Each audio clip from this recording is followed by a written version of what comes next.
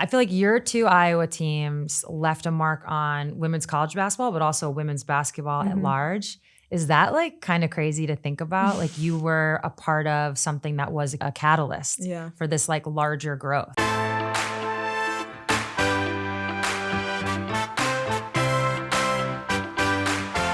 Hey everybody, welcome back to Bird's Eye View.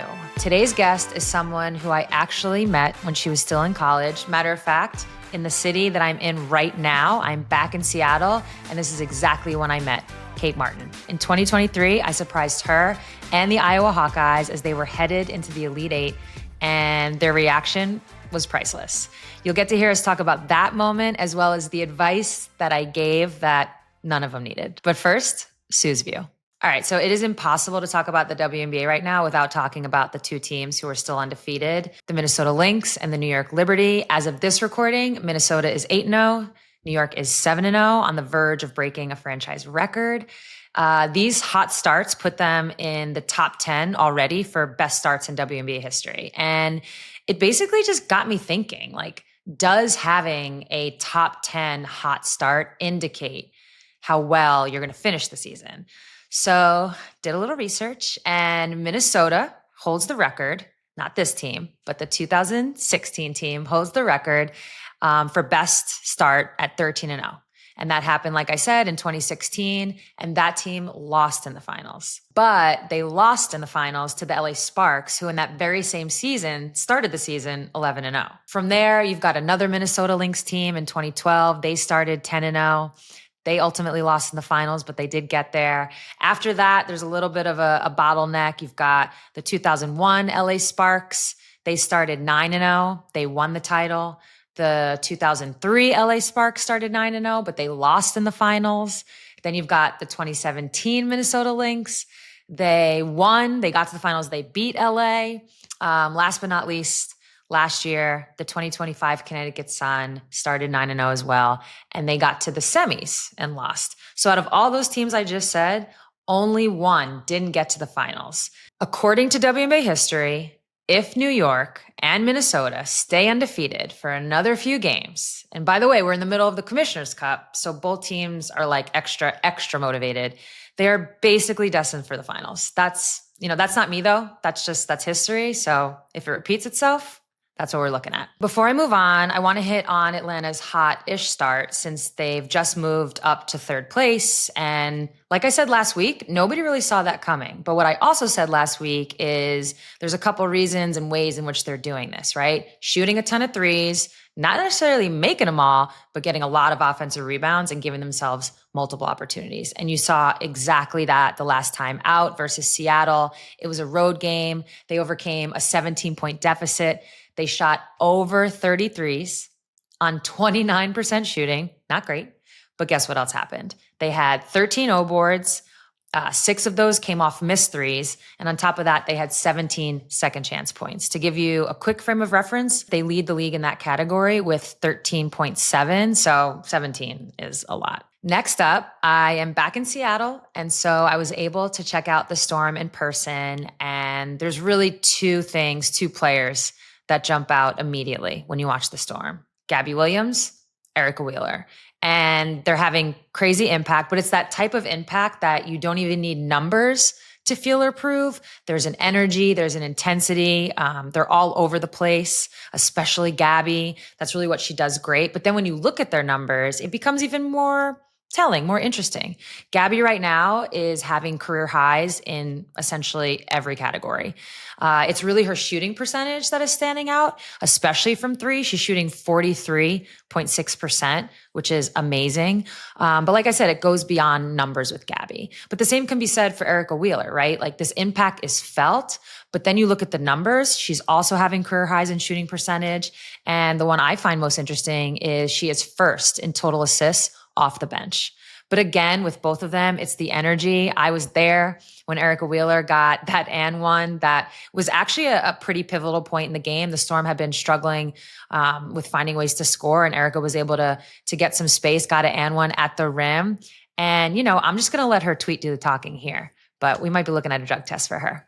Okay, last but not least, before I got out to Seattle, I actually was at the Liberty game when they played the Valkyries last week. And my next guest got no minutes in that game. I can only imagine the roller coaster ride that can be, because you fast forward a couple days and in their next game against the Minnesota Lynx, Kate Martin had 14 points in 6 minutes. She played 19 minutes total, but had 14 in the span of 6 minutes. That shows so much mental toughness. It shows so much fortitude. And it's exactly that type of mindset that I was most interested in talking to Kate. As a role player, trying to find herself in this league, like, where do you get it? Who do you learn it from? How do you maintain it and your confidence within the ebbs and flows of a season and even in a career? I needed to find out, but first I had to take her back to the beginning. Do you remember the first time we met? Yes. Do you want to relive it? Yes, I do. Okay, I think we should relive it. Let's do it. Iowa got this surprise. Super walked into their shooter. Look at those faces. Caitlin Clark in this moment said, "Oh my gosh, I'm going to cry." Should I have reacted that way tonight? Yeah, just keep it consistent. Yes. No, it's so funny watching this type of clip. I was nervous walking in. I'm like, oh Really? my God, this is like so uncomfortable. So when you guys had that reaction, it actually made me feel a lot better. Yeah, it was really cool. So what do you remember from that day? I just remember Caitlin being like so suspicious, being like, yeah, somebody's coming. And we're like, who is coming? But we obviously knew we were in Climate Pledge. Mm-hmm. And so then when we saw you walk, we were like guessing. And so I think somebody guessed you, but like we had no idea. And so I just remember everyone being so excited. Obviously, all of us grew up watching you. And so that was just a really cool moment and to get us ready to go win some games. So Do you remember what my advice was? No. Okay. So Ryan actually says it on the clip. Yeah. But I remember. And this is what my advice was. You guys were heading into the Elite Eight game. Yeah. Just so people understand, this was 2023. Mm-hmm. So you haven't been to a Final Four yet. No. And you're in this Elite Eight game. You're about to play Louisville, Haley Van Lith, the whole thing. And my advice was, like the last thing I said was like, guys, like this is the hardest game of the NCAA tournament. I was like, it doesn't always go your way. There's usually like a lot of swings. It just, for some reason, this feels like it's the hardest. I think because if you lose, you kind of don't get anything. Yeah. You're just like the team that got to the Elite Eight, Yeah. as opposed to the team that got to a Final Four. Easily forgotten. Right. Yeah. So that was my parting words. Yeah. And, you know, I went to the game and within the first, who knows, couple minutes, you guys were smashing them. Yeah. So I was like, what terrible advice. No, but I just remember like we were just in a different mode at that time. Yeah. So it was, things just kind of worked in our favor, but Destiny. it wasn't easy. Like even whenever you're beating a team by 15, 20, like it never felt easy. We were like, this team could come back in it at any moment. So it was good advice. So I literally was watching it like, oh my God, they're absolutely killing them. This You is like the wanted easiest to be game right. of their life. That's hilarious. It cracks me up. But yeah, obviously a lot had to happen before you got to that point. So we're going to take it back a little bit. Let's go. We're going to take it back to Edwardsville, Illinois. Ever heard of it? Yeah, no, not until literally yesterday. So obviously you played basketball, Yep. but you also played volleyball Mm-hmm. and tackle football. Yes. I need to hear about this tackle football career. Yeah, I mean, it was short-lived. I was young, but my dad was a football coach, or still is a football coach, and I had an older brother, and I had my neighborhood guy friends, and they all played football, and so I had been begging my dad for over a year, like, Dad, can I play? Can I play? He's like, football's not for girls. And I'm like, even I was like 8 years old, and I was like not taking that for an answer. And so I just begged him. And then finally he was like, all right, Kate, like you can play. So I signed up late. And so they put like all the bad kids on one team and like the one girl in the whole tackle football league. And we scrimmaged a sixth grade. I was in like fourth or fifth grade, and we scrimmaged a team that was like 2 years older than us. And I was getting the snap out of the center. You were QB? Yeah, I was QB. Have you ever seen Little Giants? Yes, I have. Okay. Yeah. What was your icebox? Yeah. You were icebox? Yeah. And I played defense. I was a linebacker and I was our kicker. Iron Woman. Yes, exactly. So I was getting the snap from the center and getting tackled immediately. And I remember crying to my dad. And I was like, Dad, I don't want to play anymore. And he's just like, you begged me for a year. You're going to finish out. And it ended up being so much fun. And I wanted to keep playing for forever, but it was a great experience. I love football. And if there was a flag football league or something it's in the Olympics in 2028. So yes, I know that, but ship sailed. I'm kind of chasing a different passion at this point. Fair. You're focused. I love that. So yeah, but if there was flag football for girls in middle school or something, I would have loved to do it. I feel the same way. Yeah, I would have been all over that. I know. And I feel like it's more common now. Mm-hmm. And girls wrestling, my high school has girls wrestling now. Oh, really? And I was like, dang, I wish we would have had that when I was in high school. You don't want cauliflower ear. No, but I begged my dad also to let me wrestle. Do wrestling? Oh my God. I wanted to. I was friends with all the guys and they got to go wrestle and do all the fun things. And what was it about wrestling though? The uniform? No. No, I guess I had some aggression I needed to get out. Does that still exist for you? You still got this? Yeah, I think so. Yeah. That's why I liked basketball more than volleyball. It was a little more hands-on. Hands-on. What do you think, if anything, football, volleyball, your lost wrestling career, but no, seriously, what do you think those sports, how did they help you in basketball? Oh, I mean, I just think being a multi-sport athlete helps you be a better athlete all around.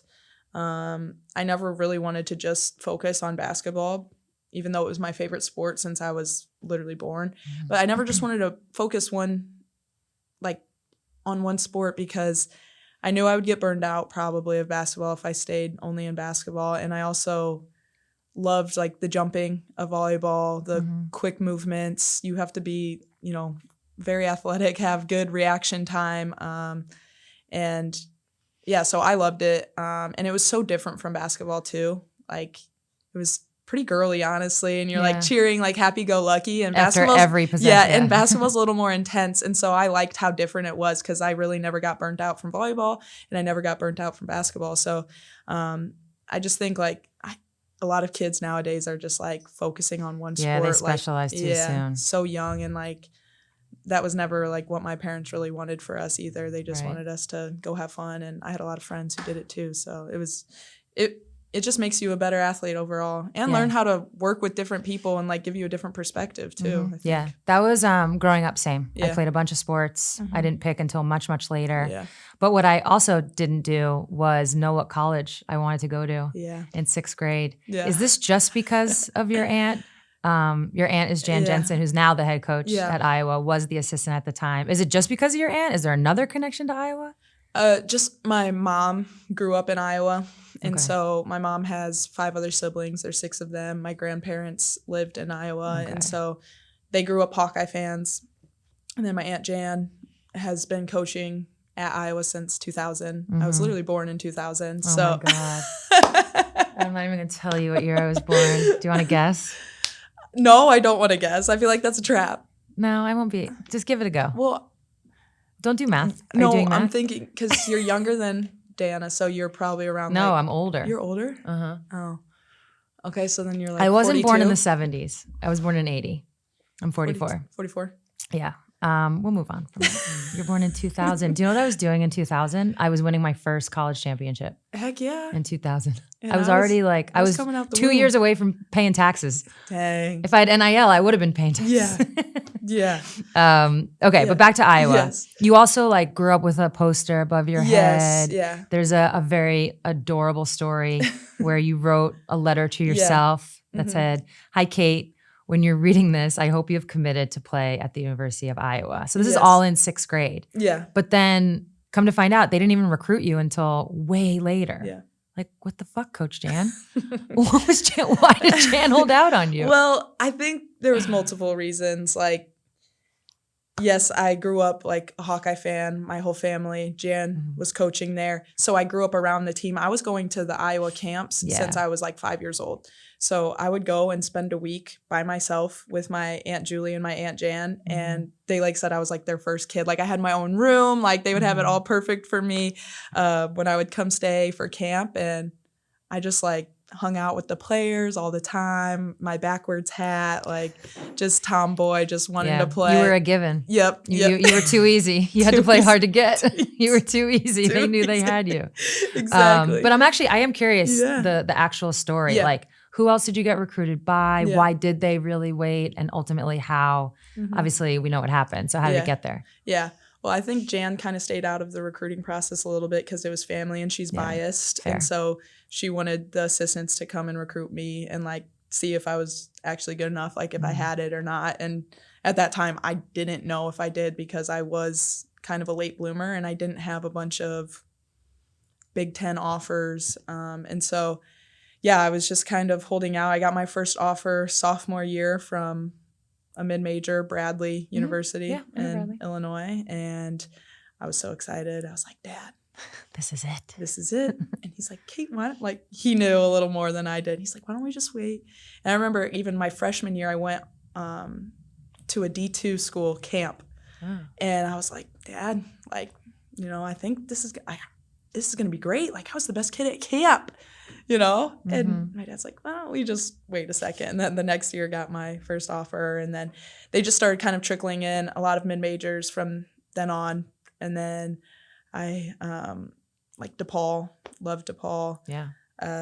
Indiana, Wisconsin. Yeah. And I went on a visit to DePaul and that was Iowa and DePaul were my top two. Okay. And so that was hard to say no to them because I was an Illinois kid, and then also I really wanted to play for Coach Bruno and Coach Pizzotti and all of them there. They were amazing. And then my dad would kind of tell people like, hey, like, we love you guys, but if Iowa comes knocking, like, just know like it's going to be hard for her to say no. And so I remember I was hanging out with a friend and Coach Bluter had been texting me and was like, hey, like, give me a call when you get a chance. And I was like, okay, yeah, whatever. I was like, I'll call her tomorrow or something. And my mom texted me, was like, you need to call Coach Bluter.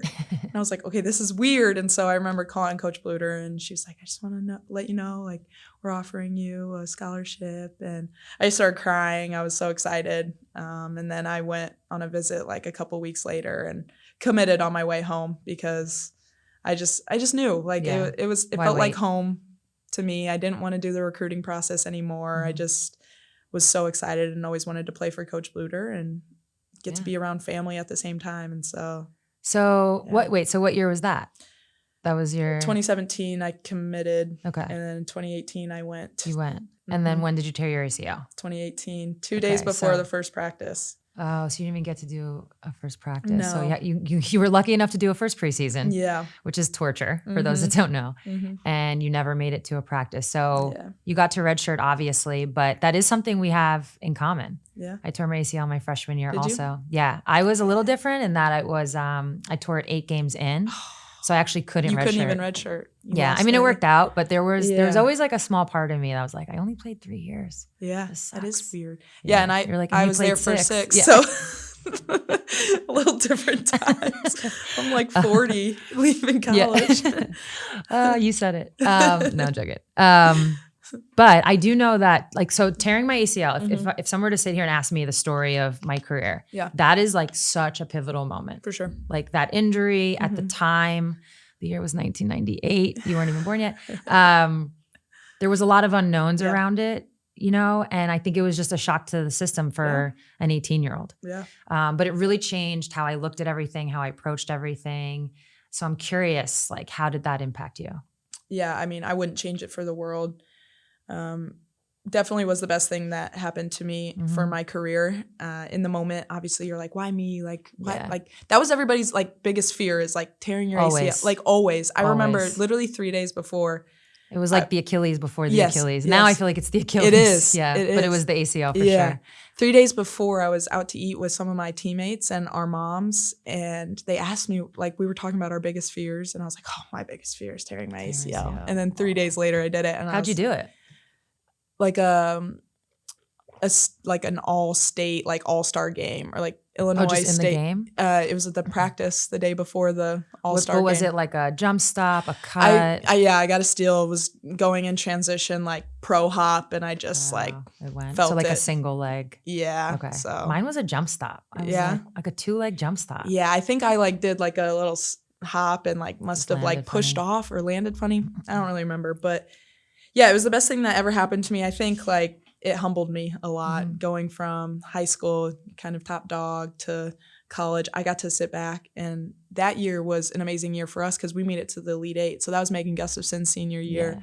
Yeah. And we had some great leaders on that team. And I just remember being like, how are we ever going to top this? Like, it's all downhill from here. And like, little did I know. But I just learned how to be a good teammate first and be able to cheer others on. And then from then on, like, I just put everyone else above me, like, and it just really shaped my leadership, honestly. And so I felt really grateful to have that entire year and just learn a lot and get healthy and then be able to play from then on. But then people don't really know is like that next year I didn't really play much. I think I averaged like 2 minutes a game, if that.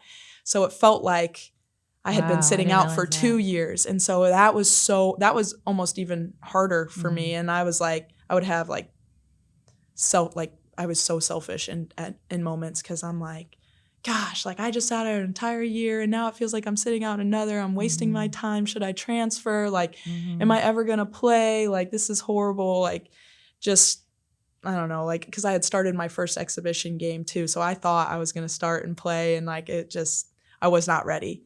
And now looking back on that, like knowing that like, yeah, I could have played, but still having to sit, and like, it's not a choice because I wasn't injured at this point anymore. That's a whole different thing. Like, and so that even taught me, adversity. how to be a better leader. Because then as a starter for the next 3 years, I knew how those players felt. And like, I've been there before, and it's kind of come full circle. Like last year too, like as a rookie, like you have to kind of sit back and sit on the bench and like learn how to be a good teammate. And so I'm glad I had gone through that before. Right. So obviously, like you said, you go to the Elite Eight and you're like, wait, oh my God, it's never going to get better than this. Spoiler alert, it does. Yes. But you do have to be a leader on those 2 Final Four runs. You obviously have a player like Caitlin who's on the team. I have to ask, like, when did you first hear about her? And then what were your first impressions of her when she got to campus? Yeah, she had come on a couple visits, and she was like a big name in Iowa. So I had heard about her. I wasn't from Iowa, so I didn't know as much. And that like all Iowa Attack like AAU program is like so big, and I had I'd never heard of it. Yeah, I haven't heard of it. Yeah, and so I was like, oh, whatever. But it's like a big thing in Iowa. And so I had heard about this Caitlin Clark, and I was like watching videos of her just like having like 40 points, like averaging 1 million in high school. And I was like, oh, this girl thinks she's going to come here and rule the world, like whatever. It's going to be, whatever.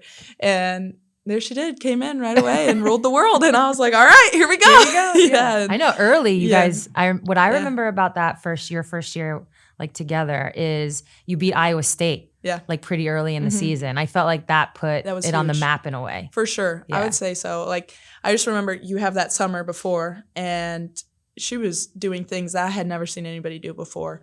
And as a freshman to come in and have that kind of confidence, like not everybody has that. Like I was like, oh, I haven't really seen anything like this. And so we knew she was going to be outstanding. And then, at the beginning of the year, we had some big wins, and there was highs and lows that year for sure. But, it took us a little bit to figure it out. But it obviously turned out better than I could have ever expected or thought.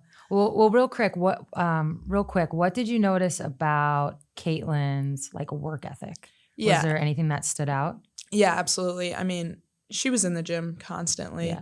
And it was like the way she approached everything too was like, it was like with a sort of excellence. It wasn't like, oh, I'm just going to go through the motions and like whatever. It was like, no, like I'm here to kick your butt in every single drill, every single practice, like.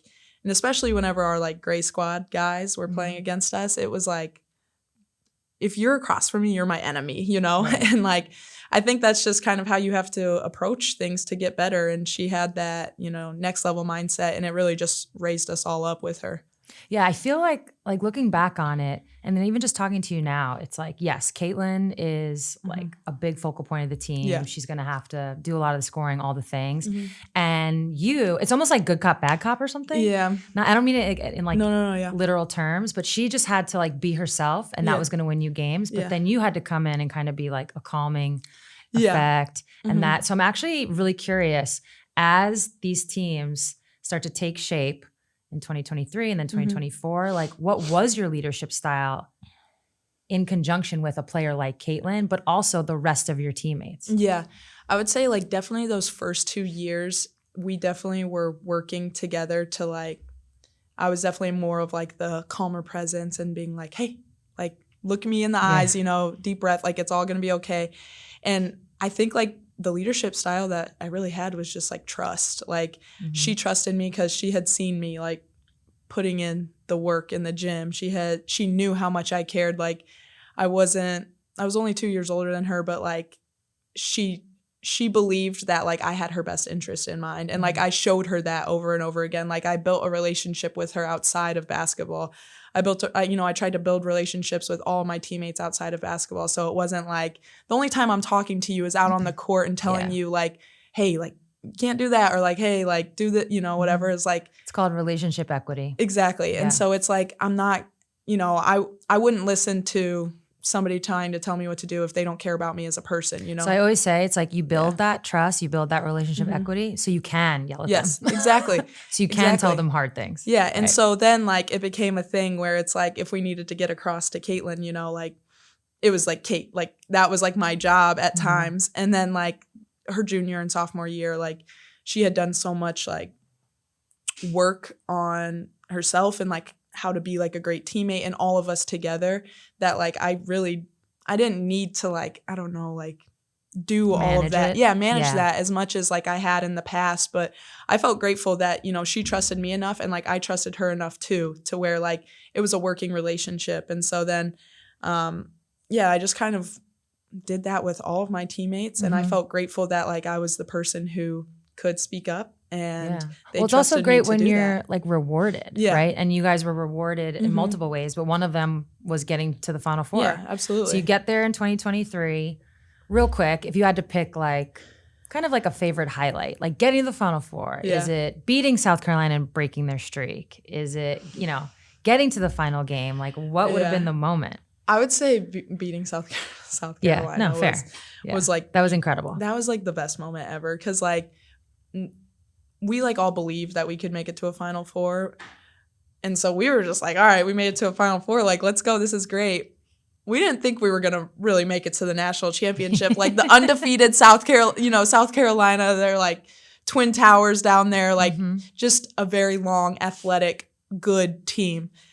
And so when we like executed that game plan perfectly and beat them, that was probably that's like still probably my career highlight. Yeah, that's amazing. All right, so you did take your COVID year, which is why you ended up staying 6 years. That was a no-brainer? Was there ever even a question? There were questions. Yeah.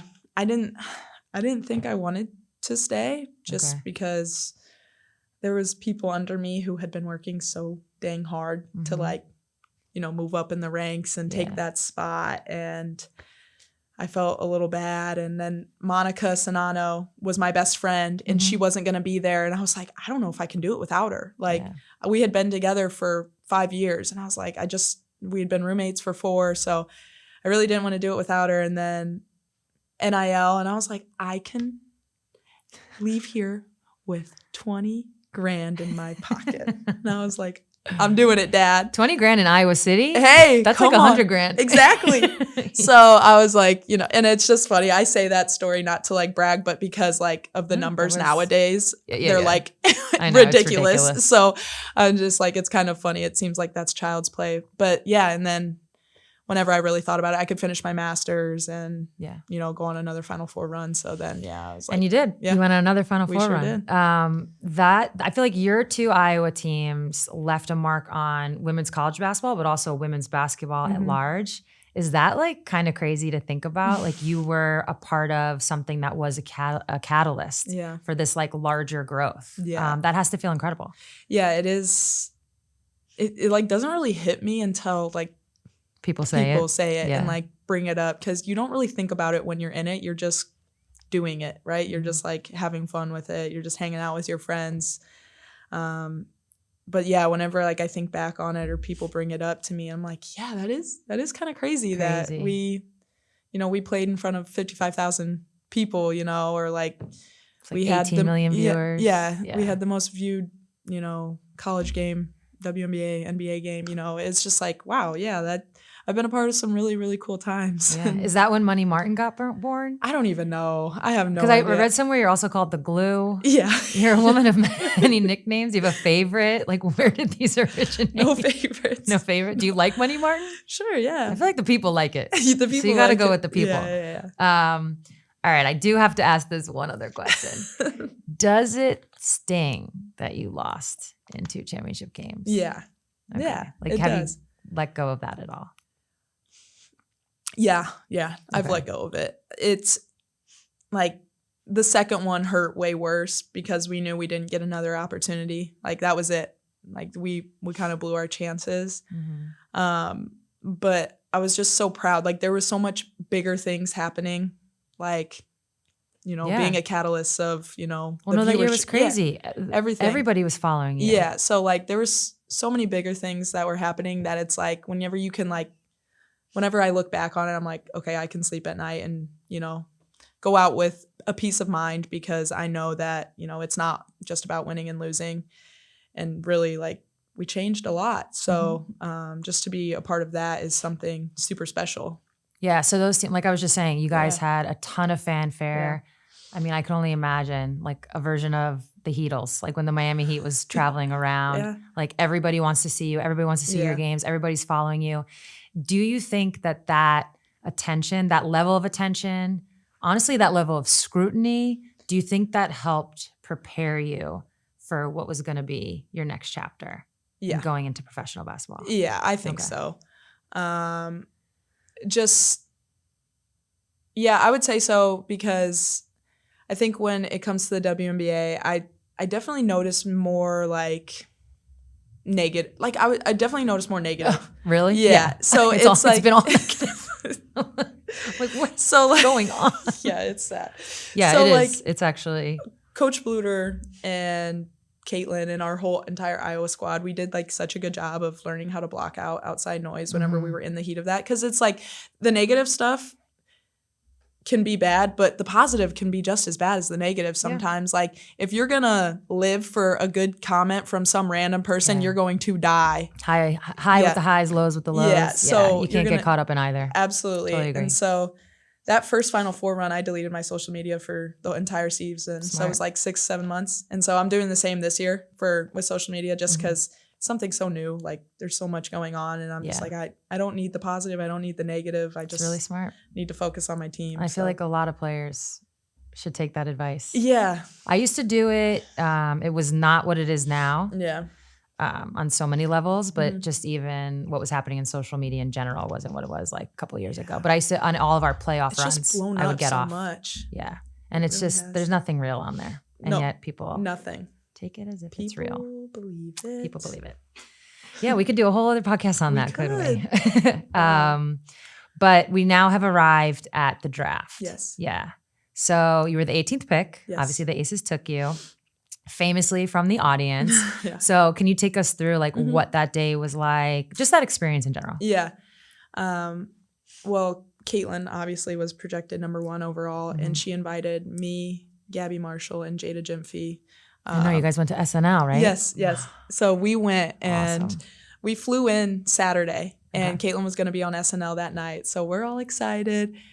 And we're walking through the airport and we run into Melissa McCarthy. Okay. And we're like, this trip is going to be amazing. Like we knew Best day of my life. From the jump. We took a picture with her and she was like, why do you girls look like you do push-ups for a living? And I'm like blushing like, oh my God. And we tell her we played for Iowa and she's like, my daughters love you guys. And so I'm like, Melissa McCarthy's watched us play basketball. So that was a great start, SNL. And then the next day we went to and explored New York City, us three. Caitlin had a bunch of like draft stuff. So I was living my best life, which I was so happy I didn't get invited to the draft. Probably like distracting also. Like you just get to go do your thing. Yeah, I didn't know what was going to happen, like if I was going to get drafted or not. But like the people who did get invited to the draft, they were busy like every hour of every day. And I was like on top of the Empire State Building. Yes, I was going to the 9/11 memorial, you know, like I was exploring New York City. And then draft day comes around and we dressed up, like all three of us. I was just going to ask if you planned your fit. No, not like I just dressed up just to dress up. Yeah, you're going to a nice event. Yeah, like I was going to a nice event. Like I didn't want to look like a scrub. Yeah. And Caitlin's agent, who has become my agent as well, she was there and we were on the subway heading to the draft. And she was like, hey, like if you hear your name, like you should walk across the stage. And I was like, no. I was like, that's so I've not been preparing for that. I was like, that's really embarrassing. Like, because and like, well, in mock drafts, I was like late third round. Okay. So that's all I had seen. And I only seen one mock draft with my name even on it. Because you got rid of social media. Well, no. Just because. How'd you see that mock draft, Kate? No. This was 2023 when I deleted it. This is 2024. So I was like, no, I'm just not going to do. I don't know. This is weird. And so, for all the people who didn't know or like think I actually knew, I genuinely had no idea. Well, you knew when you scooted over. Yes, I knew because they told me, they were like, hey, scoot over. You're like, and there's a camera from me to you. Yeah. And I'm like, it's kind of obvious that. Well, do you know that in drafts, it's like, a lot of people don't know this. So in a draft, the number one pick goes. So let's say a draft starts at 5 p.m. Okay. The number one pick goes. And the number 2 pick does have 2 minutes on the clock. Yeah. And then the number 3 pick and so on and so forth. But because it's a TV produced thing, yeah, it's basically like 2.5 rounds are done before we even know the top 10 picks. Yeah. So a lot of people don't know that. So it's like, of course they knew your pick was coming. They probably knew for like 20 minutes. Nobody messaged me. Like, it's not like the NFL where you're like getting a call before. I wish it was. That'd be fun. Yeah. So I'm like, they actually told me to hand my phone to my friends, so I did. And so I couldn't even text my family or tell them, and they were back home having a watch party in the garage. Oh, I love that. And so it was just hilarious. So that was just a great night, and we all got to celebrate with our friends and Caitlin's family and everything. And so it was just honestly a really cool moment and something I'll obviously never forget, and just forever grateful for that opportunity. Yeah, it didn't hurt to go to the Las Vegas Aces. I mean, star-studded, everybody knows. When you first get there, what are your initial impressions of Becky? Oh, she was great. Yeah. Yeah, Becky was great. I mean, I just such a smart basketball mind. And so getting to learn from her and all those other vets was amazing for me. And like, I was just wowed. Like I had never, like Vegas was Vegas, and I like, you know, it's like got its own like stereotypes of like gambling, like flashy money. Had you ever been before? I had been one time for like a networking thing the summer before, but yeah, and so it was just a lot. Like I was overwhelmed. I was still finishing my master's, like finishing school, and so Becky was great. She was super cool, and she's from like the Midwest area too. So we kind of related a lot in that way. And her kids are the cutest things ever. So I miss them dearly, but yeah, she was great. What about when you first met Asia? What were your impressions there? Yeah. Well, the first time I had even seen her, she was like driving in her very nice car, and I remember texting my friends like, oh my God, I just saw Asia driving her like whatever kind of car it was, and it was hilarious. But she was just so nice to me, and I didn't like, you never really know how it's gonna be. I think like sometimes outside impressions, like people are like, oh, like the league isn't super welcoming, whatever, but like everybody was just so great to me, and like welcomed me with open arms, and you know, really just like wanted me to do well. They wanted to set me up for success. They wanted me to like, they want everybody to make the team. Like you really do, but like it's just hard, as you know, like there's only 12 spots, whatever. And so Asia was great to me from the jump, and like obviously you see her everywhere, and like you know how great of a career she's had. So I was obviously a little nervous, but then right away, like she calmed my nerves because she was just so welcoming. Yeah, I love that you said that, because the thing I've noticed, we've already kind of established how social media is a cesspool when it comes to the WNBA, especially currently. And I love that you said, like, you were welcomed. Yeah. And in my experience, that is the rule. Yeah. That's not the exception to the rule. Yeah. And it feels like the narratives that have gotten formed in our league, it's like the exception to the rule gets spun as if it's the rule. Yeah. It's like the small little thing that happens gets taken as if big. It's always happening, right? Yeah. Like one person might not like somebody, now the whole league doesn't like somebody. Yeah. You know, you get it. Yeah. So I love that you said that, mainly because that has been my experience. For sure. But you did describe Asia as one of the best leaders you've been around. So I'm actually really curious about Asia's leadership, but like as you experienced it, and then maybe what you took to add to like your leadership package. Yeah, I would say like Asia, I think she like took the brunt of like everything, like every loss or like she felt that, you know, and she took like ownership, and like that's hard to do, especially at like when you're that good and you're, you know, MVP, like just back-to-back world champions, and like being able to take like getting yelled at too whenever you're one of the best in the league. Like a lot of people don't handle that well, and she handled that with grace. And like it's like for her to be able to stomach that and take that, it shows like every other person in this locker room should be able to take it too, you know, and handle that. And so like that was one way she led. And then just by like always checking in on people, you know, like it's not like you have to be the most vocal person, but like everybody in that locker room knew like she had your back. And so I think that was, you know, one of the ways that she just really, they had like great success in the years prior. And then like what I learned from it was building those relationships, like having people's backs, you know, like being able to take getting yelled at and like knowing it's going to be okay. And then like just like also having that calming presence. Like she really has that where it's like. Sounds like you in Iowa, if I'm being honest. Yeah, honestly. I mean, yeah, I guess. But like she just like, we would lose and like, it was like, hey, we're going to learn from it. It's going to be okay. This is a long season. Like, let's build on it, yada, yada, yada. Because, like, I didn't know. That was one thing I had to learn is, like, how long of a season it is. Like, it's a lot more losing, too. Yeah. And there's, like... Or, like, the potential to lose. Yes. Yeah, everybody's so good. So that was something I definitely learned from her. Yeah, I mean, to me, it actually really doesn't sound that different from how you described yourself in Iowa. And really what that proves is it doesn't matter like what your role is. It doesn't matter, you know, like where you are on the team. It just matters that you're being authentic to yourself. Oh, so it sounds like that was her. It sounds like that was also what you did. Yeah, I am curious about your relationship with Plum. Yeah. Only because I was watching your game against the Sparks and there was this moment, I don't remember exactly what happened, where you got knocked down or fell down and you kind of looked. I got swatted. Okay, you got swatted. I actually like truly didn't remember, but I was, didn't want to bring it up. Anyways, you're on the floor, you're on the ground, you're now a Valkyrie. You look up, you put your hands up for some help, and it's Plum. And she doesn't move. She just totally shrugs you off. So I know you guys are cool, and that's why I'm curious about that moment. Yeah, and then you got up, you kind of gave her one a little shoulder check. I had to. I was cracking up, mainly because I know you guys have such a good relationship. No, so what did you like learn from her about being a pro? Yeah, she is the most fit person I've ever been around in my entire life. Like the hardest worker, just literally definition of a workhorse. She's just always like trying to get better. Like I've never seen anything like it. Like she has the most stamina, like the best endurance of literally anybody. And that's just because she works so hard. Like it's honestly phenomenal to watch. And I felt really grateful. Like last year I got to like do all like my pregame workouts with her, and she would like take me with her. And like, that is like really cool. You know about the bands. Yeah. You know all the band work. Oh yeah. All her little Pilates. Yeah.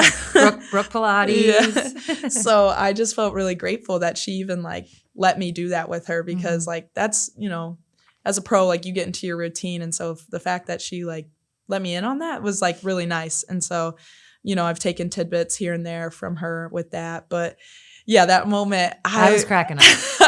I knew exactly what happened. Yeah, I got swatted. I was like, and Plum. I actually hit the ball out of bounds because I didn't want it to be like live. Like so I smack the ball out of bounds. And I turn around and none of my teammates are around. And I only see one person and I see it's her. It's and fucking I Plum. just knew she wasn't going to help me up. And so I had to give her a little shoulder bump as I was running by. But yeah, it's all love. It just cracked me up because I just knew she wasn't going to help me up. That's no, just absolutely her. not. Yeah. I'm curious. So now that you are into your second year, like what do you think, what makes the WNBA so difficult to play in? Man, I mean, I just think the physicality, speed, smart players, like really smart players, and people who have been around for so long, honestly. Yeah, I mean, I'm just thinking back to like New York. They're massive. They are, like, they're very, very, very good. Like a lot of these people have been playing professional basketball for a very long time. So what's the hardest part about it for you specifically? For me specifically? Well, with the Valkyries, I would say like we're all just kind of figuring it out right now. It's a brand new team. Scoring is not easy. Like people who average like however many points, like it's honestly so impressive. Like I've never been more impressed by basketball than like now. Like basketball is a simple game, but that doesn't mean it's easy. It's an easy game.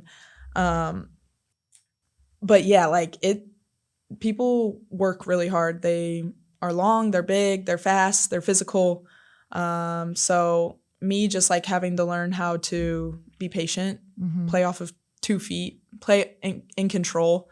That is something, I'm still working on because sometimes you're like trying to do the right thing always and like make the right read, but then you forget like, hey, just go play basketball. Like it's basketball at the end of the day. And so I'm an overthinker. I think that's been my biggest struggle and like something I'm still working on is like, it's okay to make mistakes. You don't have to be perfect in every moment and like to give myself grace. It's not easy to do, but yeah, I would say that's definitely been my biggest struggle is I will do like 10 good things and I will focus on the 1 or 2 bad things that I did. And well, so I always say that they have a 6th Player of the Year award for a reason. Yeah. Like it's not just to give someone like a bonus or like a ribbon. It's because it's really, really hard to come off the bench in what is a version of limited minutes compared to starters. It's not always that case, but you get my point. In a limited amount of time and be really impactful. Yeah. That is one of, I think, the hardest things. And anytime I've been around a teammate who's been able to do that, at times it's more impressive than the star player who just has that ultra green light. And you've kind of already brought up the balance and trying to find that in terms of when to be aggressive, 2 feet, that whole thing.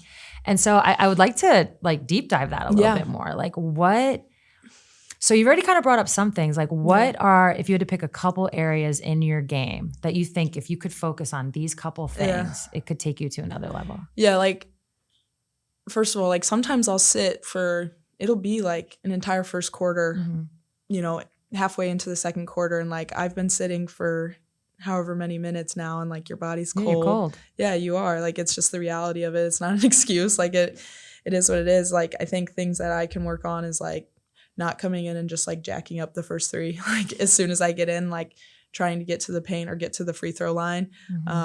Just like really focusing your energy on defense and like things that you can control. So like I know I can control my communication. I know I can control my effort. I know I can control like knowing personnel and like working really hard on defense or getting a rebound. So like just even touching the ball, getting a rebound, things like that helps me as soon as I come into the game. And then like maybe just like trying to get a few passes in, getting into the flow, cutting a couple times. And then like, if I'm open, I'm going to shoot it. If I have the right drive, I'm going to, go attack the rim or, make the right passes. But yeah, those are some things that like I always try to focus on is just like everything that I can control always. But like really those are my main focuses as soon as I go in because I've been sitting for however long. And so it's like, that can really help me get into the flow of the game and then like get me really locked in mentally there. Are there any players that you've either played with and you've seen them do it, or players maybe you've seen from afar and you've seen how they've handled it, where, I don't know, you're trying to maybe learn from them or even like get in contact with them? Yeah. I would say last year, Alicia Clark was somebody I really learned. I was going to say the player that sticks out to me in this regard is Alicia Clark, because I was witness to her entire journey. Yeah. Up until I retired, basically. Well, I guess she did leave the Storm a couple years prior to that, but I really witnessed her entire journey. So I'm curious what you've learned from her. Yeah, I learned from Alicia just like there's so much more than just scoring points. There's so much more than, being that star out there. Alicia watches film like nobody I've ever seen. She's very intentional with everything she does. And that's just like, it gains a level of respect from all of her teammates. And so she's just like the type of person who is always ready when her number is called. And she's going to know the scout better than anybody, probably even better than the coaches, She's going to know. I know she would pull stuff out like, oh my God, Kayla McBride, she's going right at this elbow. She shoots 50%, going left from this elbow. Literally, like, damn. I know. Yeah. That's what the things she would tell me. And so I would ask her a couple of questions on like how she watches film and like how she breaks it down, because that was a separator for her defensively. 100%. And so there's still ways like I can get better in that regard. But yeah, just being able to have a leader like that last year with the Aces was just super beneficial for me, because she hasn't had this like perfect journey. She's been through a lot of highs and lows, a lot of ups and downs, and has remained true to herself through the entire thing. And that's so impressive to like handle yourself with such grace whenever things don't go your way and you have a lot of hard times. It takes a special person to do that. And so, she's definitely somebody who I would watch. Some games she would start, some games she wouldn't. It didn't matter. Sometimes she'd be at the 3, sometimes she'd be at the 4. Exactly. It didn't matter, yeah. Like sometimes she was guarding like Jonquel Jones, and then sometimes she would be guarding like Skylar Diggins, so it's like being able to be versatile like that, you're always going to have a spot on the court. And so if there's anybody I would tell people to watch and like be more like, it's Alicia Clark for sure. Oh, I love that. Same. So you've learned a lot from a lot of different people as you've gone. What do you think you're bringing to the Valkyries now? Yeah, I would say I've been loving the Valkyries. I love all my teammates. They're great. Coaching staff, it's phenomenal, top down. What I've been trying to bring is like, I really feel like I have been able to bring like a lot of energy, a lot of like fun. And like, that's something like I try to do every single day is like hype up my teammates like no other. And it just makes it more fun. It makes me feel like more like myself. Like I really did that at Iowa a lot. And like, last year, you were just trying to kind of survive. And then like now this year, it's like, my second year, like I really feel like I'm kind of getting back into that groove. But honestly, I'm just trying to make an impact. That's my main goal, is just to make an impact. My main goal was to first just make the team. That's what I wanted to do. Yeah, so I'm actually curious, how did you feel about the whole expansion draft situation? I was really excited. Okay. Yeah. So when you weren't protected, were you like kind of expecting that, and then it was like whatever happens happens? Yeah, I was kind of expecting that. I mean, you just looked at the roster and you're like, there's just like too many good players. It's a business. Like, right. Okay. Like it is what it is. Did it feel nerve-wracking in any way? Like on the day of? I did get informed the day before the expansion draft, but like up until then, I didn't know if I had been protected or not. Okay. And so, oh yeah, that's right. They don't actually tell you. They told some people, but they didn't. I was not informed. No, it's actually smart they don't tell. Yeah, because that would just be that'd be messed up. Yeah, and so when I got told I was going to get picked up, I was just super excited for another opportunity. Like some people don't get opportunities to go to a training camp or like get the opportunity to make a team. And so the fact that I knew I was going to get another shot, I was excited and felt really grateful for it. So yeah, I was really happy. Yeah. I mean, now you're in the Bay. It's a new franchise. season tickets were sold out immediately. I've heard home games are insane. They are. The owners have come out. They said a chip within the first 5 years. So the expectations are high. Yeah. But like you said, it was an opportunity to make a team, and you did. So what has that excitement of a new franchise been like? It's been like awesome. It's got to be insane. Yeah, it's been awesome. Like the fans really are so loud. Yeah. Yeah, it has been awesome in Chase Center. And they've been sticking with it the whole game. Like when we were losing to LA the first game, they stayed the entire time and they cheered us on from the first minute to the last minute. And so that means a lot as a team. Yeah. Like seeing your fans stay and cheer for you. They were invested. It was just really cool. And like you see people in the Bay Area just wearing Valkyries gear all the time. It really feels like people are excited about it. Yeah, it is. It's really good colors. Yeah, and people are excited about it. And so it just feels really cool to be part of that history, a part of something so new. And we obviously know it's going to be like a huge learning year for us, but I'm grateful to do it with all of the girls on this roster. Yeah, you have a lot of vets. That's what makes the team interesting. Yeah. So first, from whether it's Temi, Kayla, Tiffany Hayes, does it feel like they have a little bit of a chip on their shoulder, given that, except for Tip, like people came through the expansion draft, or it's just, hey, we're starting something new here, we want to set a foundation? Yeah, I think it definitely seems like people's focus is just like here with us and like whatever happened. But yeah, I mean, I think in ways people can be like, oh, like, man, I didn't get protected. Like as like an athlete, you know, it's kind of hard not to be like, oh, they didn't want motivation. Me, you know, Totally. like, or like kind of feels like a failure in some type of way, or like rejection maybe is a better word.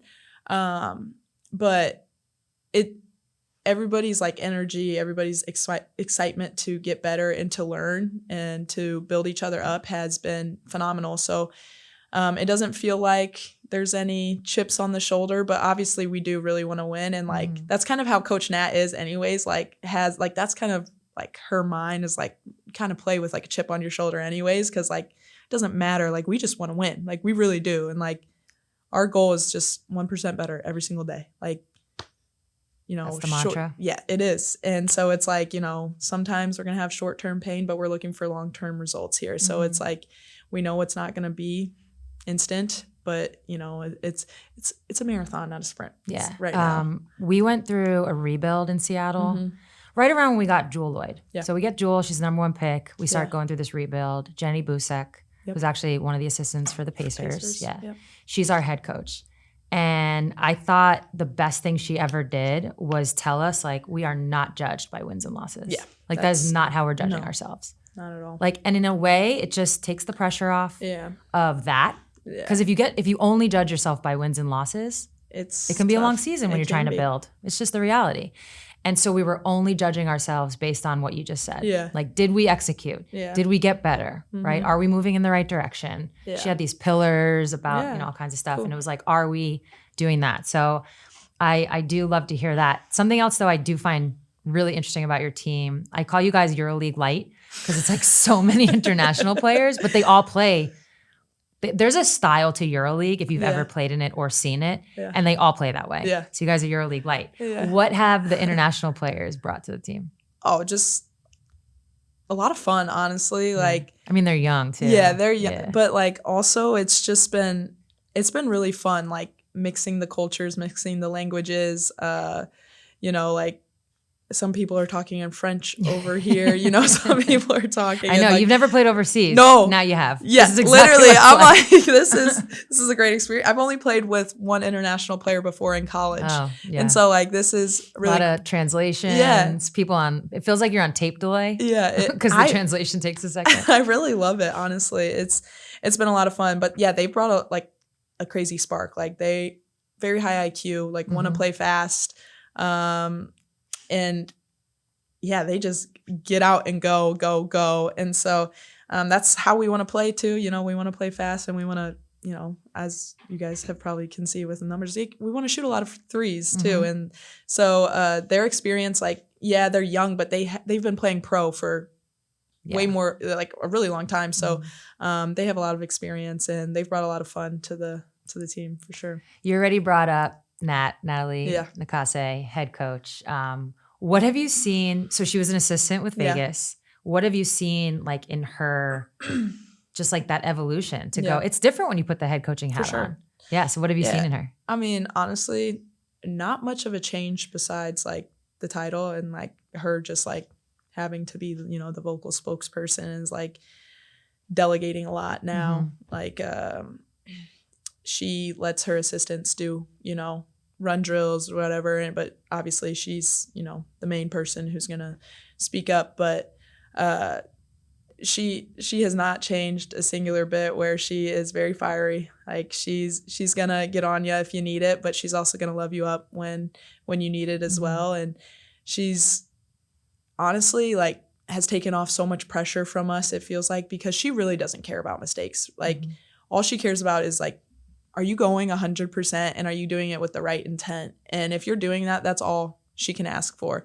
And she's also the type of person who like she's probably like the most self-accountable person I've ever met in my life. Like we mess up something and she's like, guys, that's my fault. I didn't prepare you well enough. And we're like, coach, stop saying that. Like that is our fault, But it's nice to like, see your head coach take accountability, because it like makes us all want to take accountability too. And so she's great. I honestly like couldn't ask for anything more. Like I feel really grateful I get to play for her. Okay. So once the season does come to an end and you look back, what do you think, like what are the markers for success for the Golden State Valkyries this year?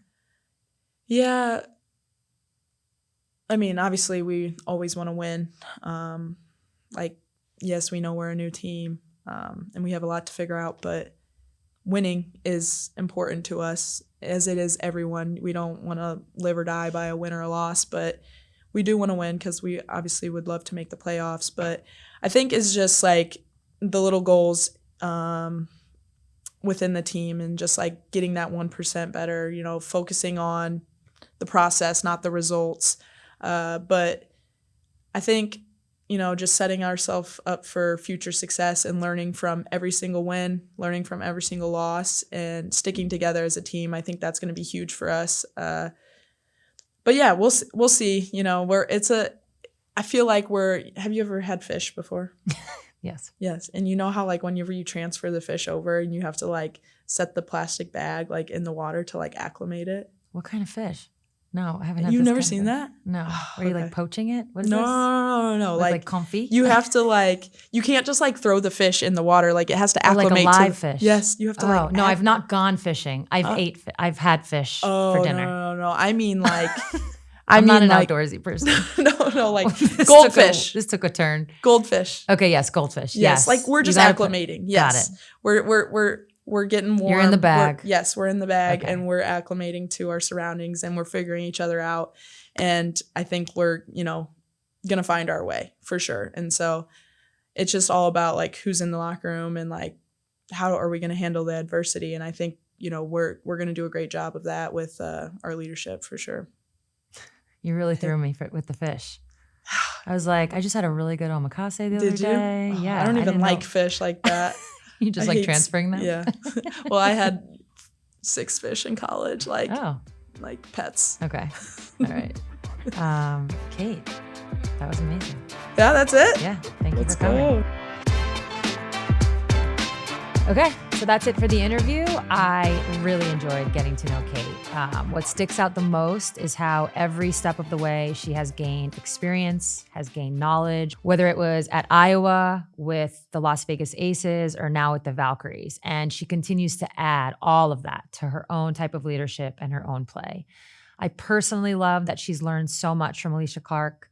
As I mentioned, I played with AC, especially in that first part of her career, and her whole mantra when she first started was don't unpack. You're in training camp, don't unpack your clothes. You made the team, don't unpack. It's year 2, don't unpack. And all that means is don't get comfortable. Don't get complacent. And the way Kate speaks about her journey, you can tell she isn't doing any of that. Plus, she likes fish as pets. This episode is a co-production of Together and Vox Media. Our producers are Tommy Alter, Jason Gallagher, Richie Bozek, Harry Krinsky, Jess Clarendon, and Jasmine Ellis.